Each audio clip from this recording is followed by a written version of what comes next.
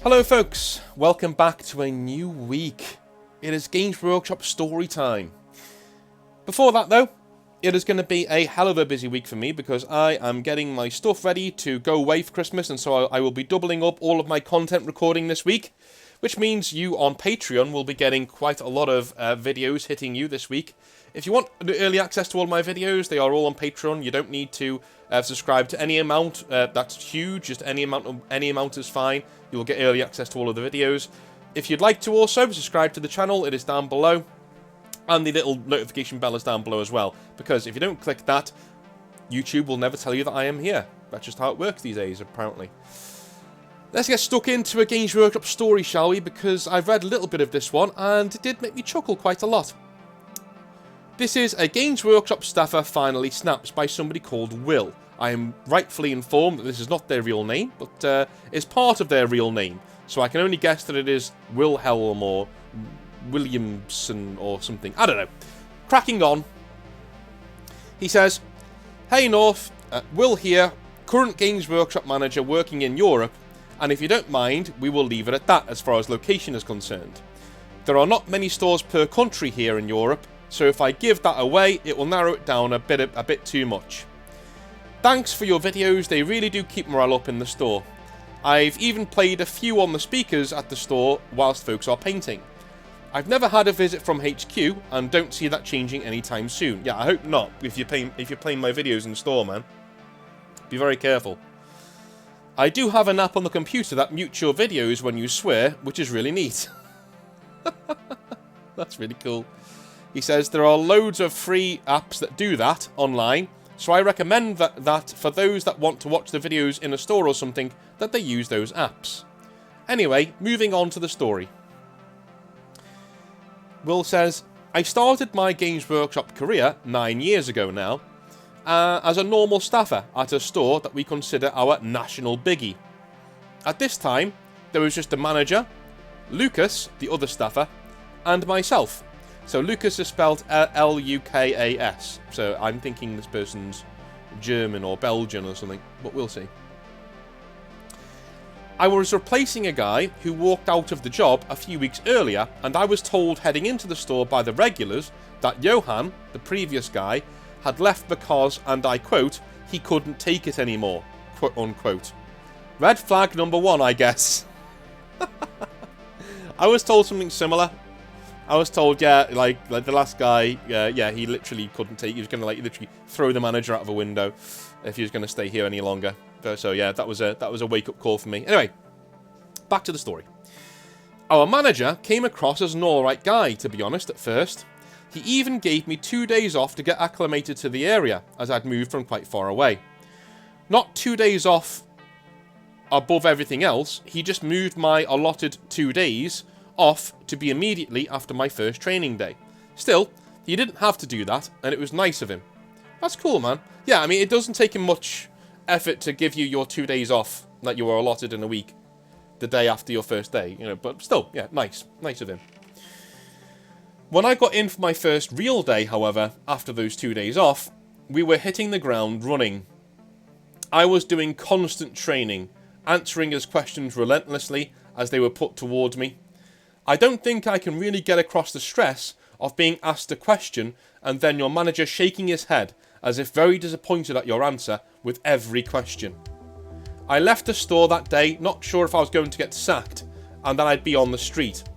Wow, that's really shitty. "He knew my situation. He knew that I'd moved quite far for the job.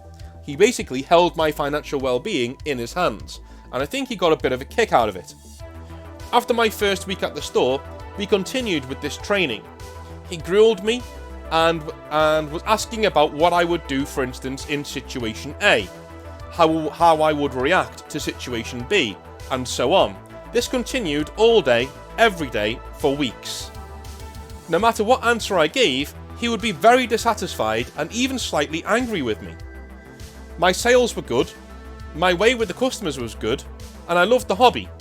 But he told me I would struggle to pass my probation working as I was." Jesus. To be honest with you, man, this doesn't strike me as anything untoward. Not untoward, but anything not usual for a Games Workshop manager, especially one who's an old schooler. This is somebody who, yeah, what do you mean the customers like you? What do you mean you're selling models? That won't do. That won't do at all. You're not going to pass your probation. Yeah. Can relate. And that is when Lucas, the other staffer, pulled me aside. He'd always been a nice guy to me as my co-worker, and eventually he kind of broke and asked to speak to me. He was 6'4", blonde, and was quite a stocky fellow who used to be in the army. Well, fair enough. I assumed I'd pissed him off. Such was the complex the manager had given me for how much of a shithead I was. Wow, dude. Here's the thing with people like that, though. It's going to really ring hollow, but you cannot let these people define how you look at yourself.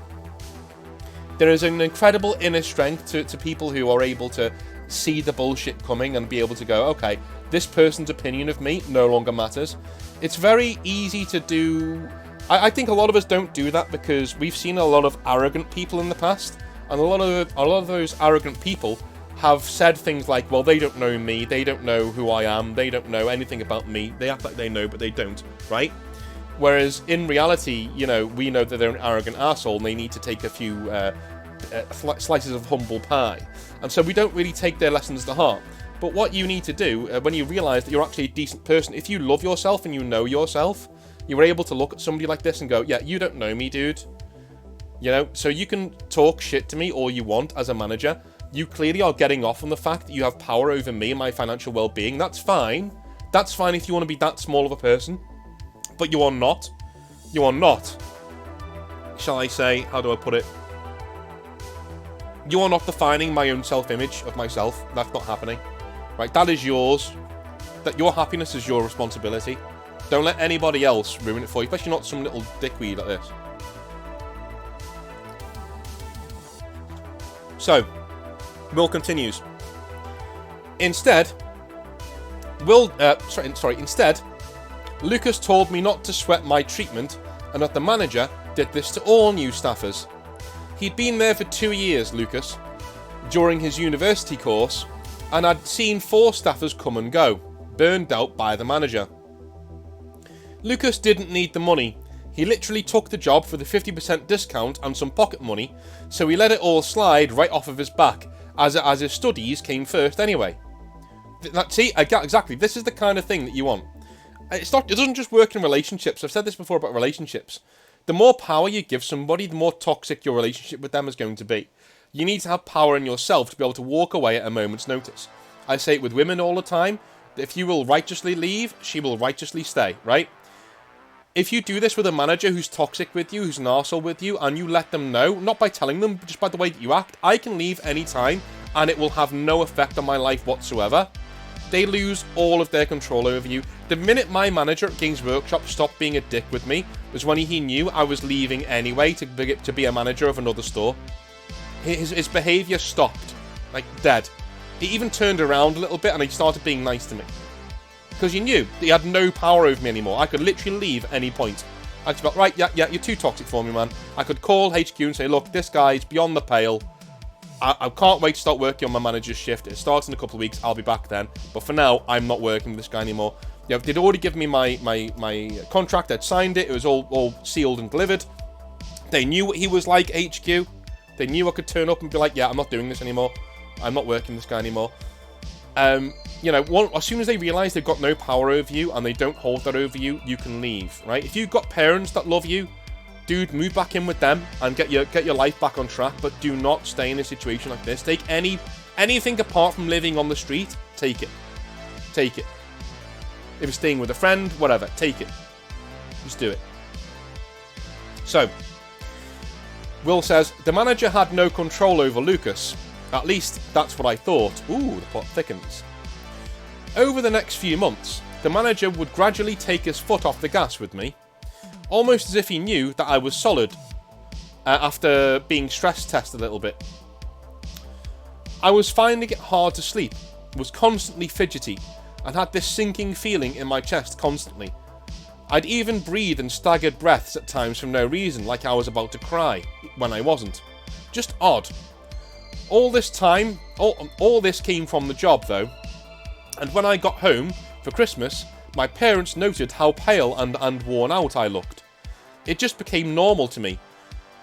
When he took the pressure off of me a little, though, it went on to Lucas on full force. Alright, man, so here's another thing. As soon as you start getting these warning signs from your job, that's the time to say, yeah, I'm done. That's the time to leave and say I'm done. I hope this has worked out for you when I read the rest of this, because this is how far I got up to when I was reading it last night. But hell, this is, yeah, not great.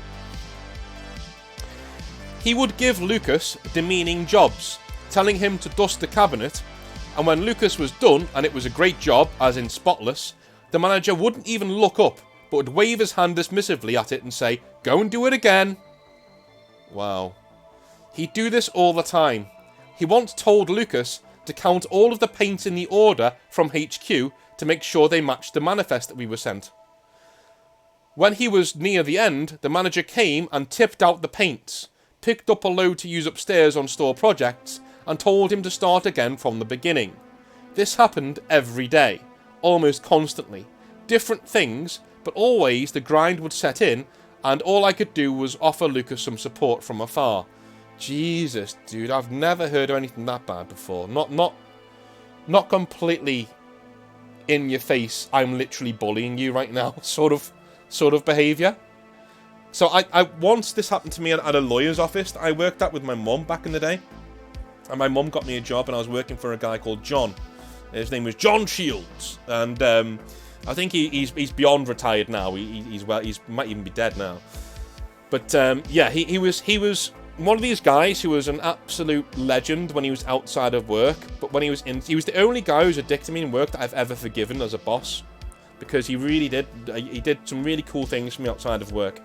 But one day when I had nothing to do, because I'd finished all my work for him, he got a load of paper clips and he emptied them onto my desk gently. I said, "Count them for us and put them in a pile over there on the other side of your desk." And I just looked at him and said, are you kidding? He goes, no.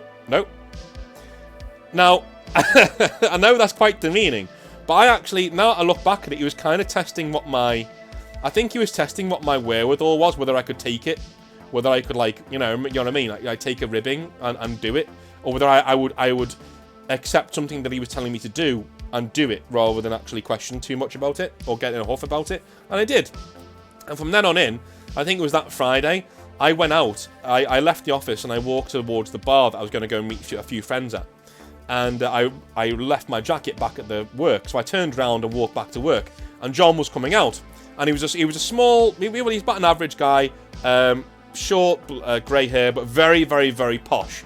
Like, oh, hello, you know. And he was walking towards me, and I was like, oh no, here we go. And he said, young man, we can't keep you away, can we? And I said, no, John, sorry, mate, I'm just going back to get my coat, you know. And he goes, never mind that, come with me. And I went, what? He said, come with me. You're going to that bar, aren't you? It was like I think it was like Ranelagh or something. He's like, yeah, you're going to Ranelagh, aren't you? I'll join you there for a pint. I thought, oh, for fuck's sake, here we go. All right, John, yeah, no problem, mate, no problem. I said, well, my wallet's in my coat. He went, don't worry about that. Come with me. So we went in. This guy bought every round. Like, for me and the other junior people who went out that night, none of us paid for a drink. He must have spent like £1,000 on drinks. And no matter where we went, like we took him to different bars. He was like, I'll come with you. All right, John, you don't need to pay for any more, mate. No, don't be silly. I'm treating you guys.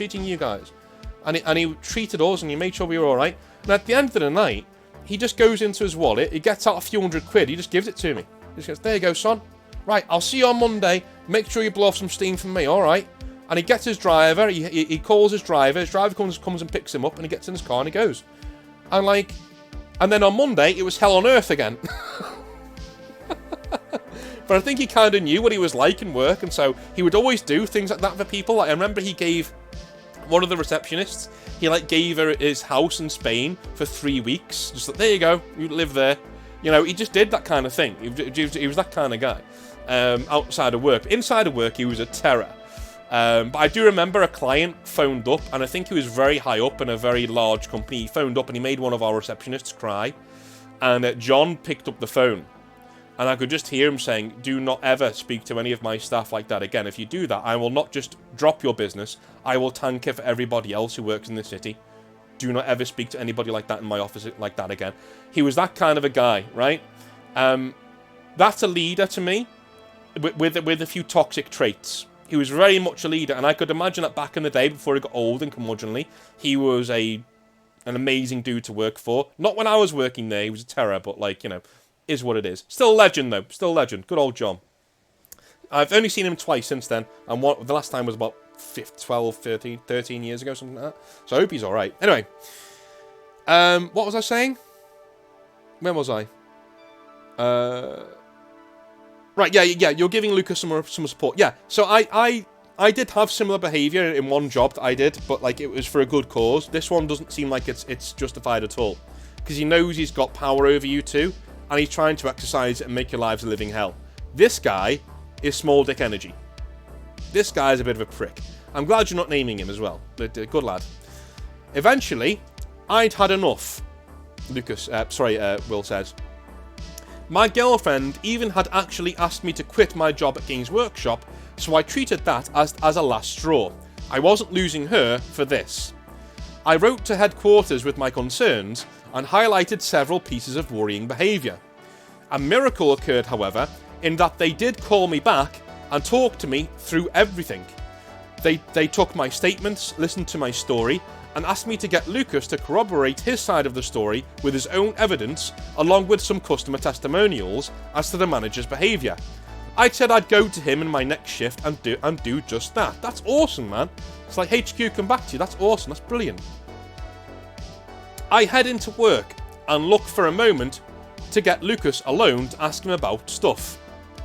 I was going to head to the storeroom whilst Lucas was on his lunch break to act like I was heading to the toilet or getting something from the back, and then I'd talk to him alone. I went upstairs at around 11 AM just to get a few things, mainly a foot ladder, and returned to find Lucas being berated by the manager yet again. Lucas was standing at the gaming table, talking to a kid and showing him how things worked in the Black Templars Codex against the store's Chaos Space Marine army. The manager was stating that the game should have been over 20 minutes ago and that Lucas had other things to do. Lucas was stating that he was teaching the kid rules and was going as quick as he could, and that the kid was doing very well in learning and was actually learning rather quickly. Lucas mentioned that the store was empty as it was a Sunday afternoon, all the chores in the store were done, and Lucas was well ahead of the banking for that week.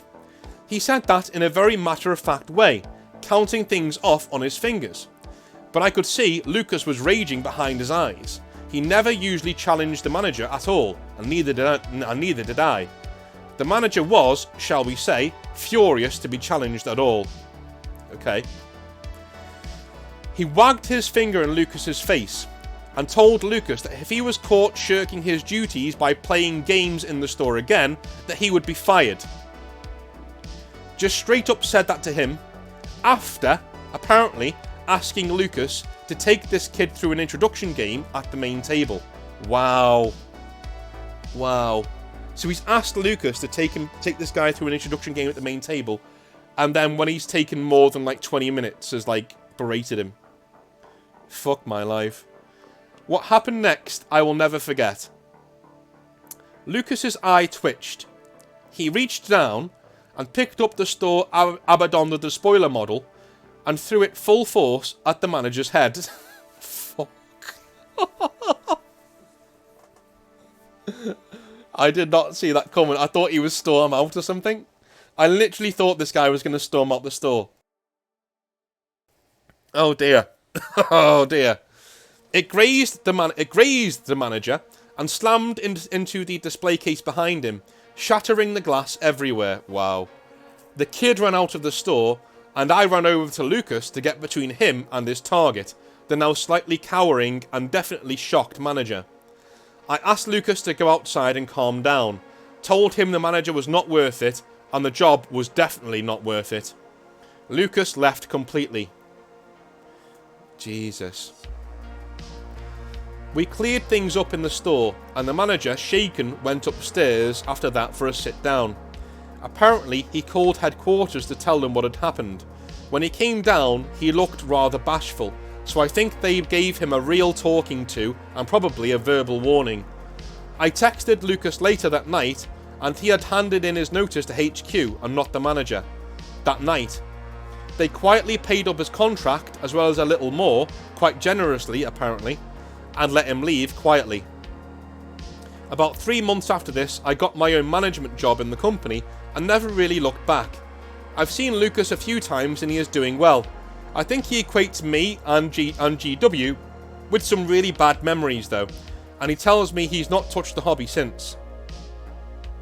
It's a shame. He's an amazing painter and brilliant narrative player. Another one driven away, I guess.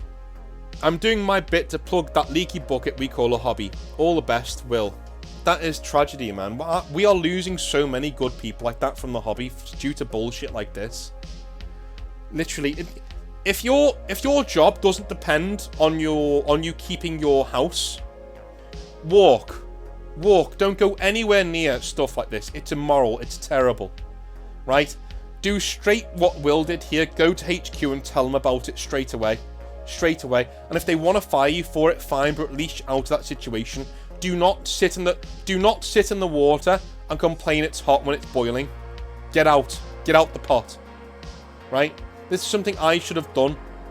And if I was there for any longer rather than getting my own management job, I would have done this, right? But to be honest with you, you were lucky that you found somebody at HQ who wanted to listen. I was under the impression that nobody there would have taken anything that I said seriously if I'd have gone against my manager, to be honest with you. I honestly didn't think it would amount to anything.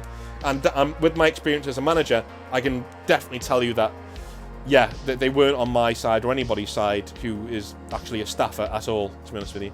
But anyway, what do you guys think? I mean, it's a harrowing story, I know, but like having an Abaddon thrown at you, and if this is the old model, is that not the metal one, the big metal one? Yeah, that would have hurt. That would have hurt. Love you all long time. I will speak to you tomorrow for some more. I think what we're doing tomorrow, some more lore. We'll be doing some Ultramarines tomorrow. That should be very, very, very interesting. Love you all long time. See you tomorrow. Have a good one. Bye.